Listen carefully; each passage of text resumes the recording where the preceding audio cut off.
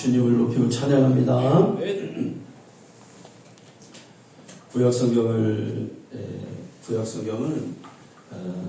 이스라엘이라는 나라의 그 정치 상황, 왕들이 정치를 어떻게 했는지 그 이야기 속에서 전개되고 있어요. 지금도 정치가 복잡하잖아요. 그런데 그때의 이스라엘의 정치는 훨씬 더 복잡했습니다. 그런데 그런 혼란한 정치 상황과 사회 분위기 속에서 사람들이 하나님을 어떻게 섬겼는지를 배우는 게 이게 성경이에요.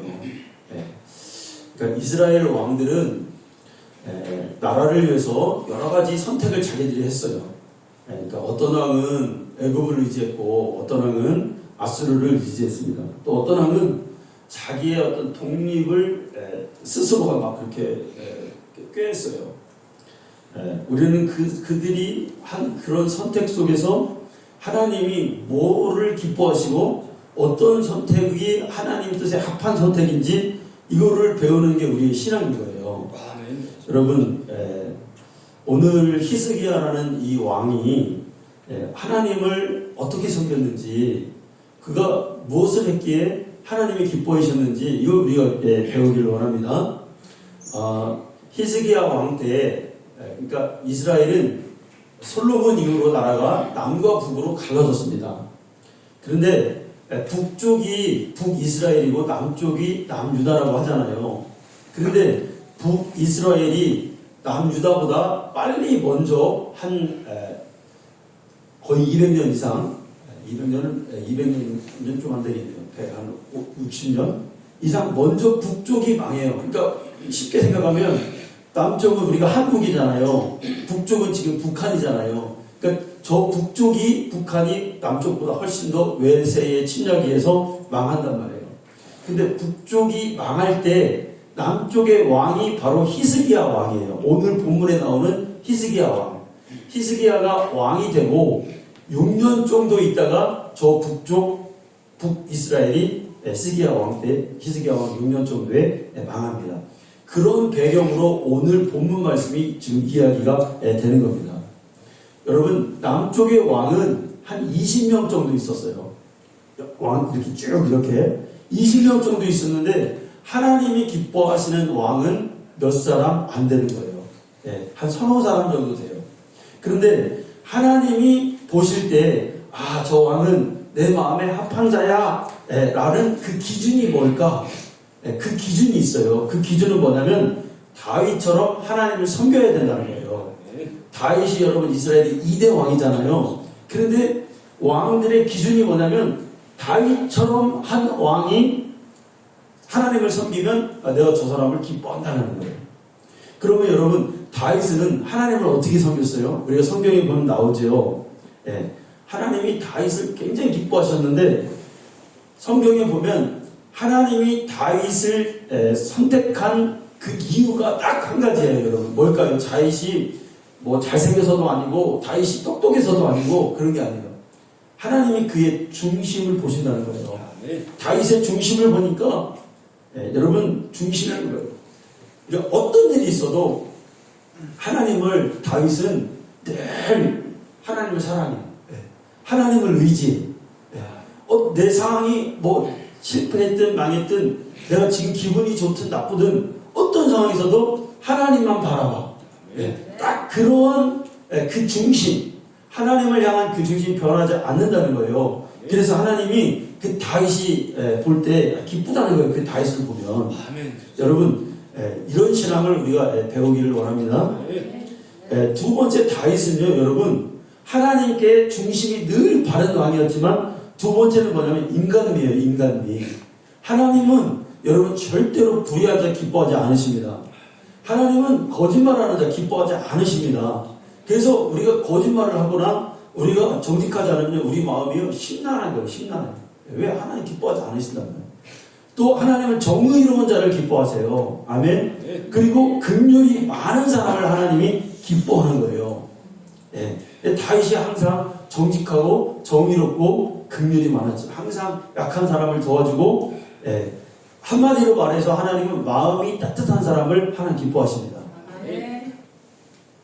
하나님이 왕을 평가할 때 그 기준은 우리가 왕이라 하면 우리가 기뻐하는 왕은 어떤 왕이에요? 야, 저 왕이 정치를 잘 해가지고 나라를 잘 살게 하고 백성들이 굶어 죽지 않는 거, 이게 좋은 왕이죠. 네, 태평성대를 이루는 거. 근데 하나님의 기준은 좀 달라요. 네, 정치 잘하고 못하고 이게 하나님 기준이 아니야. 뭐냐면 자기 스스로도 하나님 말씀에 의해서 나라를 다스리고, 또 왕이니까 백성들도 하나님을 잘 섬기, 신앙생활 잘하게 만드는 게 하나님이 그 볼 때 그 기준이었어요. 여러분, 이스라엘에서 진짜 그 육신적으로 보면 진짜 그 정치를 잘하는 왕이 한 사람 있어요. 누굴까요, 여러분? 이 사람 때 사실은 제일 태평성대에서 다윗 빼고 어떤 왕이에요? 우시야 왕 때. 우시야 왕 때가 제일 이스라엘이 태평성대고 나라가 땅이 제일 그때가 여러분 넓었어요. 근데 하나님의 평가는 우시야 왕도 하나님 기뻐하지 않는다는 거예요. 왜? 하나님을 잘 섬기지 못했으니까. 하나님의 기준이 여러분 달라요. 여러분, 우리도 세상 끝나는 날, 내 생명이 다하는 날 하나님 앞에 우리가 다 서게 되겠죠. 단 한 사람도 예외 없이 그 생명이 다하면 하나님 앞에 심판대에 서는 게 우리 인간의 영혼입니다. 근데 하나님이 우리를 볼 때 그 판단하는 그 기준, 너 세상에서 잘 살았냐, 너 정말 하나님 앞에 훌륭한 사람이냐 아니냐의 그 기준이 뭘까요, 여러분? 뭐 성공했냐, 돈 많이 벌었냐, 영향력이 있었냐, 그거는 인간의 개인적 사회적 영향일 뿐이에요. 하나님 보실 때 정말 똑바른 사람은 뭐예요, 여러분? 얼마나 신앙생활을 잘하고 하나님을 잘 섬겼냐, 어떤 상황과 환경에서도 하나님을 바라봤냐, 그 중심을 본단 말이에요. 아멘. 얼마나 하나님을 잘 섬겨 사랑했는지, 그리고 얼마나 많은 사람에게 하나님의 사랑을 전달해 주었는지, 그게 여러분 하나님의 기준인 것입니다. 히스기야의 성장 배경은, 히스기야 왕은 아버지가 아하스라는 사람이에요. 그게 왕이었죠. 그런데 이 히스기야의 아버지가 얼마나 악한 왕이었냐면, 하나님 보실 때 너무너무 이 사람이 막 정말 악한 사람이에요. 그게 참 여러분 아이러니합니다. 아버지는 그렇게 악한 왕인데 히스기야는 좋은 왕이에요. 그런데 또 히스기야의 아들이 여러분 누구예요? 이스라엘에서 가장 악한 왕, 남유다에서 누구예요? 므낫세예요, 므낫세. 그러니까 이게 사람마다 다 다른 거야, 이게. 야, 개인적이구나. 근데 히스기야 왕의 아버지 아하스가 하나님 보실 때 많은 우상을 만들고 막 하나님과 반대되는 그런 정책을 막 펴니다. 그런데 히스기야가 왕이 딱 되고 나서 아버지가 만든 그 우상과 신당들을 다 때려 부시는 거예요. 다 철폐하는 거예요. 우상들을 다 없애버리는 거예요.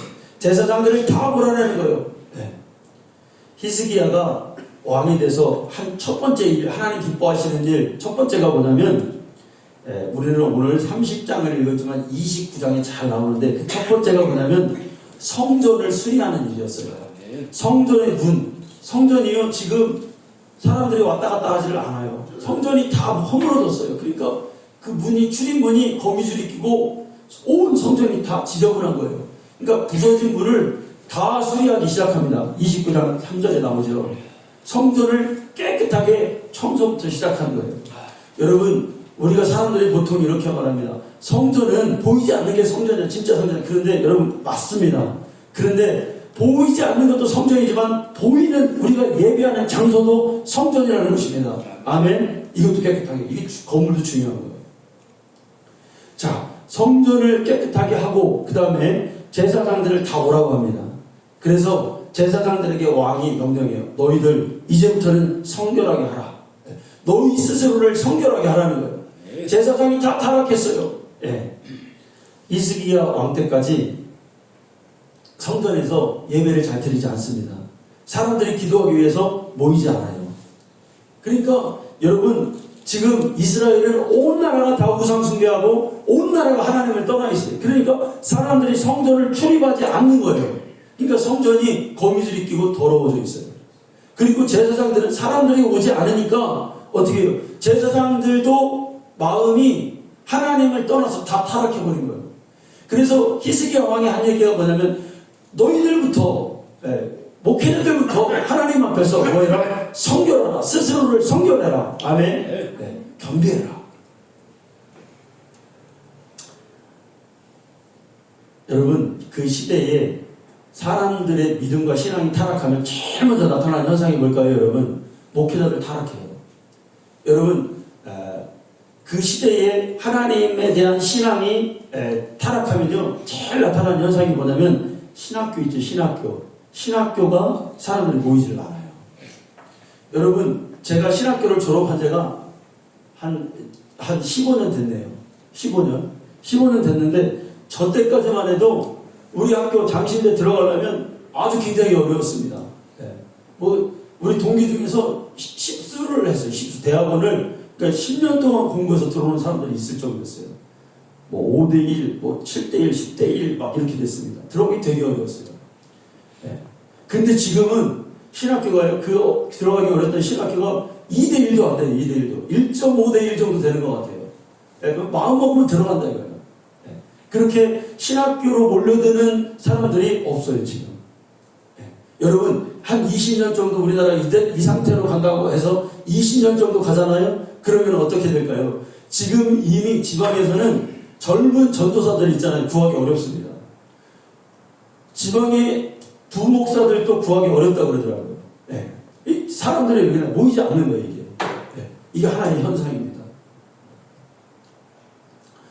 자, 여러분, 히스기야 왕이 두 번째로 하나님 앞에서 기뻐한 일이 있었는데 그게 뭐냐면 29장, 29절, 30절에 잘 보시게 되면 나오는데 예배를 회복하기 시작하는 거예요. 예배가 죽어 있어요. 이스라엘 그때 사람들이 하나님을 바라보는 마음이 없단 말이에요. 하나님을 뜻대로 살려고 하는 마음이 다 사람들이 죽어버렸어요. 그러니까 히스기야가 안 되겠다. 하나님 앞에 예배를 갱신해야 된다. 그래서 한 게 뭡니까? 찬양하는 사람들을 다시 뽑아요. 그리고 악기를 연주하게 하고 제사장들로 하여금 마음을 새롭게 하고 예배를 하나님 앞에서 신령과 진리로 드리기 위해서 전념해요. 그러니까 예배를 회복했단 말이에요. 여러분, 교회는 하나님 앞에서 예배가 회복되어야 될 줄로 믿습니다. 우리 성도님들의 마음이 하나님 앞에서 나올 때 진짜 신령과 진정한 예배를 드려야겠다. 내가 오늘 예배 가운데 하나님을 만나야 되겠다. 나의 어떤 부족과 모든 염려와 근심을 다 내려놓고 하나님 앞에서 문제를 해결받아야 되겠다. 이런 예배 가운데 결단과 각오가 있어야 됩니다. 자기의 마음을 바꾸고 새롭게 해야 될 줄로 여러분 믿습니다. 지금요, 어디를 가도 우리가 정말 살아있는 예배, 정말 하나님께 뜨겁게 기도하고 싶고 막 충만한 예배를 드리기가 힘든 사람이죠. 깨어있는 사람 다 알죠. 기도원 가보세요. 옛날에 은혜 받았던 기도원 가면요, 사람들이 통통 있어요. 기도로 모이지를 않는 거예요. 다 죽어있다는 거예요. 찬양도 여러분, 영적인 찬양을 우리가 해야 되는데 우리는 영이기 때문에 육신적인 말씀, 육신적인 찬양 이거 안 됩니다. 이걸로 우리가 영혼이 채워지지가 않는 거예요. 우리는 영이에요, 영. 그래서 영적인 그런 말씀과 찬양과 기도를 우리가 해야 된다는 거예요. 이렇게 얘기하면 잘 이해 안 되시는 분들이 있을지 몰라. 근데 이 영과 육을 이렇게 하게 되면은 안단 말이에요. 말씀을 딱 들어봐도 저건 영이다. 영의 말씀이다. 내 영혼을 살리는 말씀이다. 이게 그래서 그 말씀을 듣고 살아나는 거예요. 예배도 마찬가지잖아요. 예배도 딱 드렸는데 육신적인 예배가 있어요, 여러분. 근데 영적인 예배를 딱 드리면 영이 벌써 반응하기 시작하는 거예요. 막 기쁜 거예요. 영이 새 힘을 얻는 거예요. 자, 우리 시온성교회가 여러분 영적인 예배를 드려야겠습니까? 하나님 앞에서 영적으로 살리는 예배를 우리가 드려야 될 줄로 믿습니다. 히스기야 왕이 하나님 앞에서 다른 관계는 이걸 한 거예요. 이거를 하나님 앞에서. 히스기야 왕 때 결코 사회가 태평성대하지 않았어요. 아수르가 와서 날마다 그 성에 18만 5천 명이 진을 치고 죽이겠다고 위협하는 그런 풍전등화 같은 시기가 히스기야 왕 때였어요. 그런데 하나님은 히스기야가 잘했다는 거예요. 히스기야가 훌륭하다는 거예요. 왜? 하나님을 찾는 그 신앙을 회복했기 때문에 그렇습니다. 여러분, 하나님 보실 때 하나님이 왕을 평가할 때요, 종교 개혁을 하고 예배를 갱신하고 사람들에게 하나님의 신앙을 심어준 왕들은 여럿 있었습니다. 그런데 하나님 보실 때 너는 진짜 내 마음에 합한 사람이야 라고 하는 왕이 되려면 이거 한 가지를 해야 돼. 오늘 본문에 나온 거. 여러분 그게 뭘까요? 이걸 반드시 해놔야 하나님 앞에 인정을 받아요. 뭘까요? 유월절을 회복하는 거예요. 아멘. 다른 거 다 해도 이 유월절을 회복하지 않잖아요. 그러니까 이스라엘 왕 중에서 유월절을 회복한 왕이 3명이 있어요. 다윗이 있었고요. 그 다음에 오늘 나오는 히스기야가 있고요. 한 왕이 또 있어요. 그게 누굴까요? 요시야가. 이 세 왕이 유월절을 회복했단 말이에요. 그러니까 히스기야 왕 때까지 솔로몬 아버지 다윗, 그 다음에 사울, 사울 왕 때부터 히스기야 왕까지 시간이 오래 지났어요. 그런데 그때까지 유월절을 지킨 왕이 한 사람도 없는 거예요. 하나님 볼 때.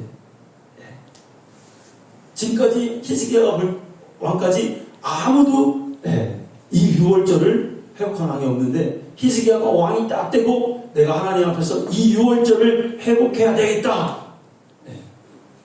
히스기야가 마음을 먹었어요.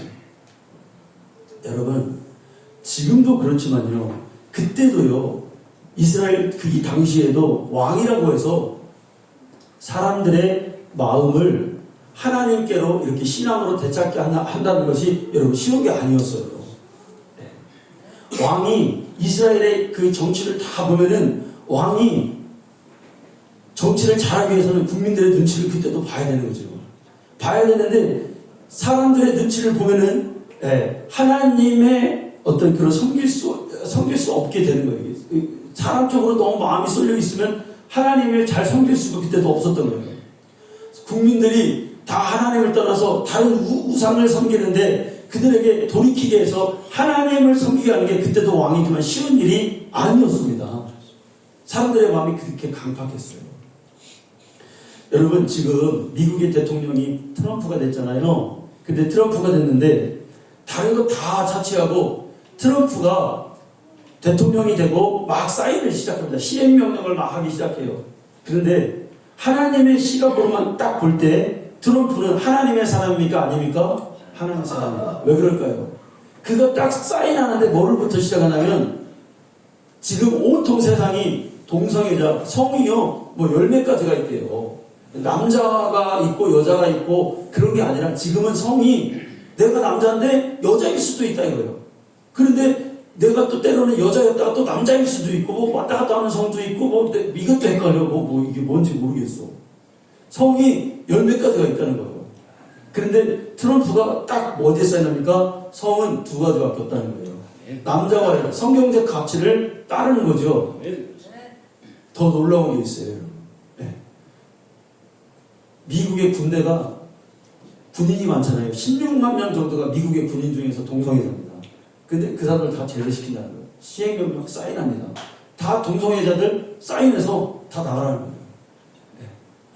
트랜스젠더가 여러분 올림픽에서 남자인데 여자가 돼서 여자 올림픽에 참여했어요. 그래서 권투를 할 때 남자인데 여자가 되니까 그 여자 상대방 여자가 평생 운동 열심히 해서 금메달 따고 했는데 이번에는 남자가 여자가 돼서 붙은 거예요. 올림픽 결승전에서, 지난 올림픽에서. 그런데 여러분, 이게 차원이 다른 거예요. 차원이. 남자가 여자가 된 이 주먹이 차원이 다른 거예요. 그래서 하다가 보니까 이게 안 되는 거예요. 그러니까 그 여자가 기꺼이 버렸어요. 그럼 울면서 이런 일이 세상에 있냐. IOC에다가 그 사람이 그거를 이거 해석 다시 해달라. 이 사람은 남자다. 했는데 IOC에서 뭐라고 해석했습니까? 아니다. 여권을 봐라. 그가 남자냐 여자냐. 그는 여자로 되어 있다. 그렇기 때문에 이 사람은 남자가 여자로 됐지만 여자가 왜 여권에 여자가 됐다는. 그래서 IOC에서 이 사람을 여자로 인정해줬어요.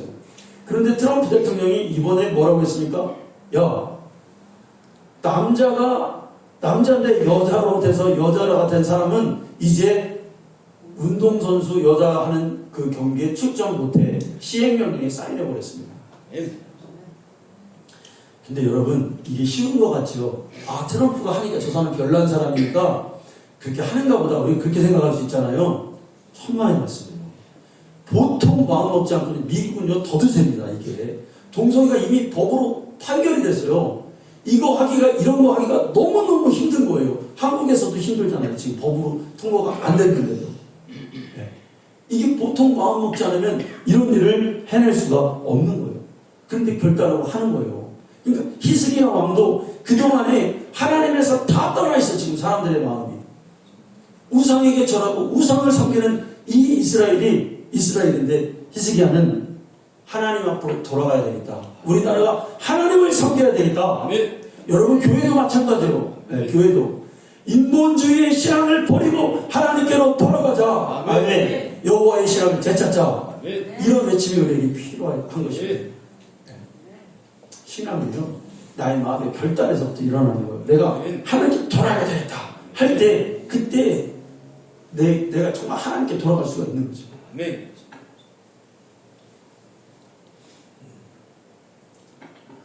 히스기야 왕이 그러면서 사람들에게 이 6월절, 야, 6월절을 지키면 어떤 일이 있는가?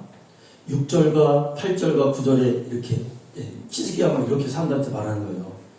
우리가 하나님 앞에 신앙을 회복해야 되는데 첫 번째가 6월절을 회복하는 건데, 그러면 우리나라의 모든 어려움들이 극복된다는 거예요. 하나님 도와주신다는 거예요. 두 번째는 뭐냐면 하나님의 진노가 이제 너희들에게서 떠난다는 거예요. 세 번째는 포로로 잡혀간 자녀들이 다시 돌아온다는 거예요. 여러분, 성경 말씀이에요. 우리의 신앙이 회복되면 우리의 문제가 해결되는 거예요. 아멘. 여러분, 하나님 앞에서 하나님을 사랑하는 마음과 겸손의 마음으로 우리가 주님께 헌신하게 한다면 우리의 문제는 사라질 줄로 믿습니다. 이게 성경이에요.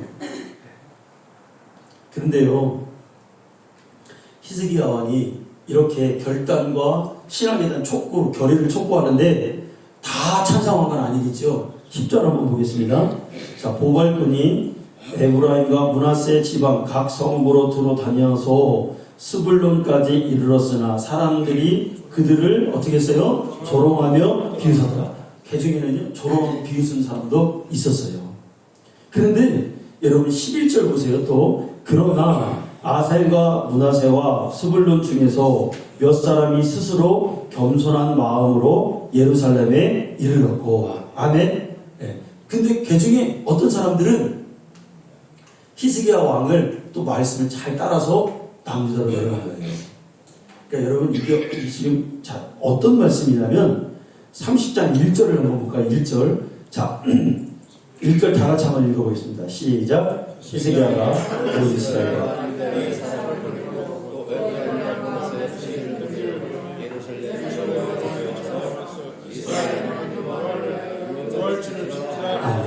이게 지금 무슨 상황이냐면 남유다는 히스기야 왕이 다스리는데 북이스라엘은 지금 나라가 망해서 혼란스러워. 누가 다스리는 사람이 없어요. 그래서 히스기야 왕이 저 북쪽, 우리로 말하자면 북한에다가 편지를 보내고 사람들을 보내는 거예요. 저기 저 북쪽 땅에 스불론, 에브라임, 므낫세, 그 당시에 수도가 에브라임이잖아요. 그러니까 저 북한의 수도 지금 평양이잖아요. 평양이 지금 다 망했어. 그런데 히스기야 왕이 보니까 하나님의 신앙을 우리가 이제 되찾는데 남유다 우리만 섬기는 게 아니라 저 북한도 같이 이 6월절을 지냈으면 좋겠다 해서 편지도 보내고 사람들을 거기서 보내는 거예요. 그러니까 저 북한은 하나님 신앙을 완전히 잃어버렸거든요. 그러니까 어떤 개중에는 히스기야가 사람을 보내서 편지도 보내고 그러니까 야, 무슨 하나님을 섬기고 우리가 6월절을 섬기냐? 사람들이 비웃은 거예요. 그런데 개중에는 어떤 사람 중에는 그래, 저 남유다의 히스기야 왕의 말이 맞아. 우리가 하나님께로 돌아가야 우리가 살 수 있어 하고 회개하고 저 북한에서 남쪽으로 예루살렘으로 몇몇 사람들이 와서 6월절을 같이 지키게 되었다는 거예요. 이해되시면 아멘? 네, 그런 상황이죠. 지금 히스기야 왕 때 저 북한은 망해서 혼란한 상태예요. 여러분, 우리나라도 지금 남북으로 이렇게 나눠져 있잖아요. 자, 북한을 생각하면 너무너무 불쌍하죠. 세계에서요, 굶어 죽는데 추워서 얼어 죽는 민족이 딱 한 민족이래요. 저 북한. 네. 얼마나 불쌍해요. 네. 저들에게도 정말 복음이 들어와서 정말 우리의 지경을 넓혀서 저들에게도 막 예수 믿어라! 이런 날이 여러분 오기를 간절히 축원합니다. 네. 이 히스기야가 전 이스라엘을 사랑해서 이걸 지금 하나님 신앙을 회복하기를 원하는 거죠. 자, 그런데 자, 2절 보세요. 2절 보니까 왕이 방백들과 예루살렘 온 회중과 더불어 의논하고 둘째 달에 유월절을 지키려 하였으니, 자, 3절이요. 이는 성결하게 한 제사장들이 부족하고 백성도 예루살렘에 모이지 못하였으므로 그 정한 때에 지킬 수 없습니다. 자, 유월절을 지키려고 하는데 지금 조건이 따라주지 않는 거예요. 제사장도 없어요. 성결하게 준비된 제사장이 없다는 거예요. 일단 그 시대가 그러니까 다 목회자들이 타락했어요. 다 타락해서 세상에 나가버린 거예요. 목사를 그만두고 세상에 나가서 그냥 밥 벌어먹고 사는데 다 돼서 내가 목회자인지 내가 하나님의 사람인지 다 잃어버렸다는 거예요. 그래서 예배를 인도할 만한 지도자가 없었던 거예요. 그리고 백성들도 모이기가 아주 힘들어진 거예요. 조건과 사항이 따라주지 않아요. 그럼 여러분 어떻게 해요? 포기하겠죠? 근데 히스기야 왕은 그렇지 않아요. 이걸 다 상황과 환경을 극복하고 그래도 우리가 하나님 앞에 경배하고 지켜야 된다. 아멘. 여러분, 이런 신앙의 결단이 있어야 되겠죠. 근데 여러분 2절에 보니까 이상한 말이 나와요. 자, 우리가 2절에 보니까 왕이 방백들과 예루살렘 온 회중과 더불어 의논하고 둘째 달에 유월절을 지키려 하였으니, 여러분 6월절은 몇 월 며칠이에요? 1월 14일이에요. 그런데 지금 여기는 몇 절달에 지킨다는 거예요? 6월절을 2월 14일날 지킨다는 거예요. 왜 그럴까? 여러분 왜 그럴까? 네. 민수기 9장 10절과 11절을 한번 보겠습니다. 자, 한번 읽어봐요. 시작. 이스라엘 자손에게 말하여 이르라. 너희나 너희 후손 중에 치치로 말미암아 부정하게 되지 온 여행 중에 있다 할지라도 다 여호와 앞에 마땅히 유월절을, 자, 부정하거나 여행 중에 있어도 유월절을 어떻게 해라? 지켜라. 유월절 지키려면 어디로 와야 돼요? 예루살렘 와야죠. 근데 뭔 여행을 하고 있으니 어떻게 와? 그죠? 그럼 어떻게 지켜야 되냐? 11절 시작. 둘째 달 14째 날 해질 때에 그것을 지켜서 어린 양의 무교병과 쓴 나무를 아울러 올 것이다. 자, 유월절을 그럼 어느 때 지키래요? 한 달 더 미뤘다가 2월 14일날 유월절을 지켜도 된다는 거예요. 아멘. 여러분, 이스라엘의 절기는 여러 개가 있습니다. 그런데 하나님이 이 유월절만은 한 달 있다가 만약에 1월 14일날 못 드리면 한 달 있다 2월 14일날 지내는 그 절기를 유예해준 절기는 6월절밖에 없어요. 왜 그럴까요, 여러분? 1월 14일인데 2월 14일날 만약에 여행을 하거나 네가 만약에 혹 부정했다면 2월 14일날 그때라도 지키라는 거예요. 이거 뭐예요? 반드시 6월절은 지켜야 된다는 거예요. 아멘. 하나님이 한 달을 유예할 정도로 6월절을 반드시 지켜라. 그러면 하나님은 왜 이 6월절 지키는 거에 왜 이렇게 관심이 많으실까요? 그리고 이 6월절을 지키는 왕을 왜 이렇게 하나님 기뻐하실까요? 왜 하나님은 여기에 관심을 두실까요? 여러분, 우리 지금 신원성교회에 오시는 성도님들 그 초신자가 있을 수 있어요. 출애굽기 13장을 보면은 6월절에 대해서 잘 설명해 주고 있죠. 여러분, 6월절이 뭐예요? 6월절.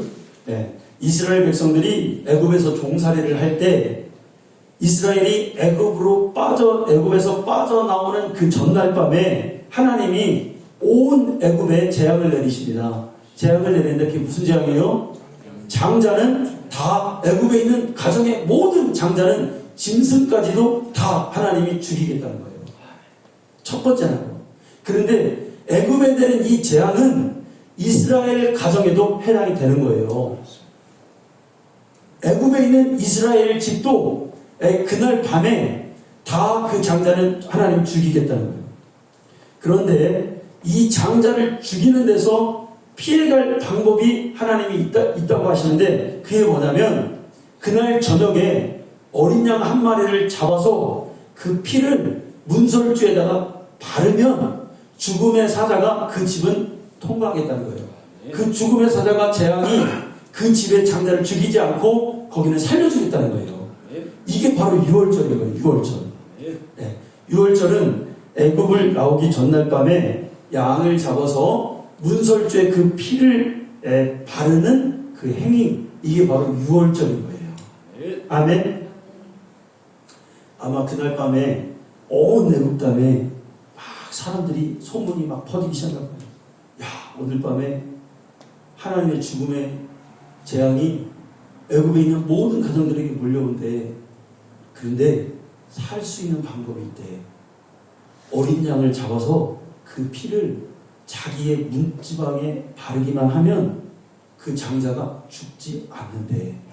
이게 여러분 사람들 막 소문소문, 야, 오늘 밤 어두울 때 막 사람들의 마음이 두려움 속으로 엄습합니다. 그래서 이 소리를 들은 이스라엘 가정들은 어린 양 잡기 시작한 거예요. 잡아서 그 피를 바르기 시작하는 거예요. 정말 그 밤에 죽음의 재앙이 막 사람들의 그 가정을 지나갑니다. 그런데 딱 보니까 양의 피가 있는 가정들은 그냥 지나가는 거예요. 그런데 그 피가 그 물에 없는 방은 그 사자가 재앙이 들어가서 그 장자를 죽이는 거예요. 그날 저녁에 유월절 전날 밤에 있었던 일인 거예요. 여러분, 살 수 있는 길이 있는데 순종하지 못해서 애굽의 많은 가정들은 다 장자가 죽음을 맞이한 것입니다. 그러니까 유월절날 어린 양의 피를 뿌리면 사는 거고 피를 바르지 않으면 죽는 거예요. 그럼 여러분들에게 질문합니다. 여러분, 유월절을 우리가 지켜야 됩니까? 지키지 말아야 됩니까? 살기 위해서는 어떻게 해야 돼요? 지켜야 돼요. 여러분, 구약의 성도들이 유월절을 지켰다면 우리도 오늘 유월절이 있을까요? 없을까요? 유월절이 존재해요.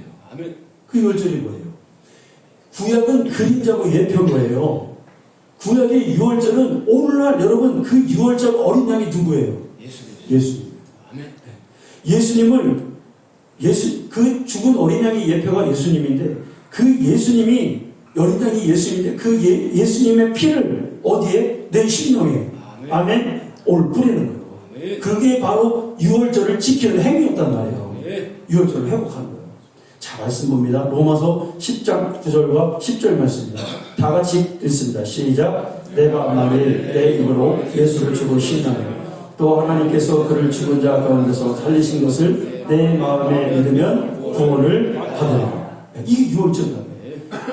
예수님이 너의 주고 그가 죽은 자 가운데서 살아나신 걸 너 마음에 믿으면, 그리고 예수를 내 마음 가운데 주로 시인하면 너 어떻게 된다? 구원받는다. 그런데 이 구원을 확실하게 하는 방법이 있죠. 10절 시작. 사람이 마음으로 의뢰로 이 구원을 내가 입으로 말하는 거예요. 아멘. 예수 내 구주. 아멘. 여러분, 모든 성도는 유월절이 회복되어야 됩니다. 아멘. 원래 우리 다 애굽에서 사는 사람들이에요. 우리는 예수 몰라서 세상에서 그냥 살다가 이렇게 죽으면 죄악 가운데 우리는 다 지옥 갈 인간들이에요. 그런데 그 죄악 가운데 주님이 우리를 살 수 있는 길을 열어주셨어요. 교회에 와서 어린 양의 피를 만난 거예요. 예수의 피를 내 영혼에 바른 거예요. 아멘. 어린 양의 피는 하나님의 진노에서 우리를 덮으신 거예요. 아멘. 그래서 생명을 얻게 된 거예요. 여러분, 성경에 레위기 17장 11절에 뭐라고 있어요? 피에 뭐가 있다는 거예요? 생명이 피에 있다. 생명이 어디 있다는 거예요? 피에 있다는 거예요. 피가 없이는 생명이 없는 거예요. 그러면 예수님은 하나님이죠. 하나님의 속성은 영이에요, 영. 그죠? 그래서 이분은 피 흘릴 수 없는 분이요. 영이기 때문에. 그런데 말씀이 육신이 되었어요. 말씀이 육신이 되었어. 육신은 피를 흘려. 그러면 예수님이 말씀이 육신이 된 이유가 뭐예요? 피 흘리시기 위해서. 왜? 우리에게 뭘 주시기 위해서? 생명을 주시기 위해서입니다. 아멘. 유월절의 역사를 보면 출애굽 하던 날 밤에 최초로 이 유월절을 지켰습니다. 그리고 시내산에서 성막을 다 만들고 광야로 출발하기 전에 유월절을 한 번 더 지켜요. 그리고 40년 후에 가나안 땅에 입성해서 여리고 평지에서 유월절을 또 지켜요. 그리고 이제 끊어졌어요, 유월절이. 그리고 히스기야 왕 때 이렇게 지키고 요시야 왕 때 지키는 거예요. 그럼 여러분, 마지막 유월절은 언제일까요?